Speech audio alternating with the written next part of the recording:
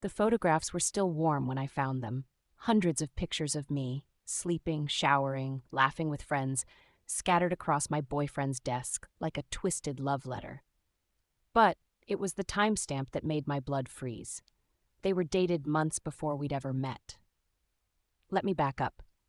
3 months ago, I thought I'd won the dating lottery. Marcus was the neighbor who moved in next door, and our first conversation over the garden fence lasted until dawn. He was everything I'd dreamed of.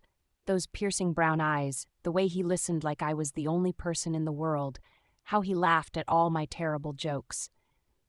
"It's like we've known each other forever," he whispered during our first kiss, and I melted into those strong arms. He was perfect. Too perfect. Marcus knew I liked my coffee with oat milk before I mentioned it. He brought me white peonies, my favorite flower that I'd never told anyone about. When I casually said I loved vintage jazz, he appeared the next day with a rare Miles Davis album I'd been hunting for years. "How did you possibly know?" I gasped. That crooked smile. "Lucky guess." Beautiful. "My friend said we were moving too fast, but when you find your soulmate, why wait?"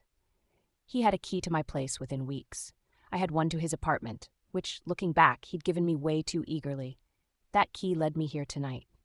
I'd planned to surprise him with dinner, let myself in quietly while he was at work. Instead, I found my nightmare. The walls of his bedroom were covered floor to ceiling with surveillance photos. Me walking to work, taken from bushes.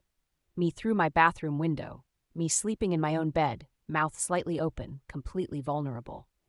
A detailed floor plan of my house hung in the center like a shrine, with my daily routines mapped in red ink.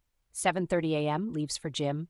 9:15 p.m. watches Netflix in bed. 11:47 p.m. typically falls asleep. My hands trembled as I opened his desk drawer. Notebooks filled with my handwriting, copied with obsessive precision. Credit card receipts from following me to coffee shops, bookstores, the exact florist where I'd admired those peonies months before we'd met. A journal entry made my knees buckle. Day 127. S mentioned her grandmother's ring again during sleep talk. Must acquire similar vintage piece for proposal. Ovulation cycle suggests optimal emotional vulnerability next Tuesday. She's almost ready to disappear with me permanently. The front door clicked shut. "You weren't supposed to find this yet," Marcus said softly. In the dim light, his smile looked different. Predatory. I wanted everything to be perfect before we took the next step. I spun around, my back against his desk of horrors.